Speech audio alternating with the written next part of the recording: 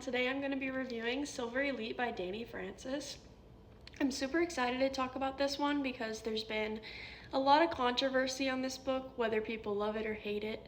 And I got the Book of the Month special edition, and I don't know how I feel about the sprayed edges. They looked okay when they first came in, but as I've read it, it's kind of come apart. I wish it was a little bit more saturated, the black. It was disappointing because I had to wait longer to get this book because there was a bit of a delay.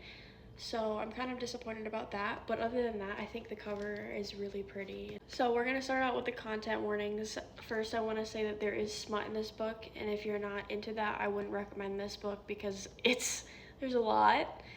And also there's some violence, military type stuff in this book, so if that makes you uncomfortable, I wouldn't recommend picking this book up either. There's also some mentions of SA in this book, so just keep that in mind if you decide to read it. Okay, so this book features the main character Ren Darlington, who has spent her whole life in hiding, honing her psychic abilities and aiding the rebel uprising in small ways. On the continent, being modified means certain death, and Ren is one of the most powerful mods in existence. When one careless mistake places her in the hands of the enemy, and she's forced to join Silverblock, their most elite training program, she's finally handed the perfect opportunity to strike a devastating blow from inside their ranks. So I'm giving it a 4.25 out of 5 stars, and I know a lot of people are probably going to disagree with me in the comments, but I personally really liked it. The only thing that I didn't really care for was that it wasn't truly dystopian in my opinion. I felt like there could have been more political, social elements and world building when it came to the dystopian genre.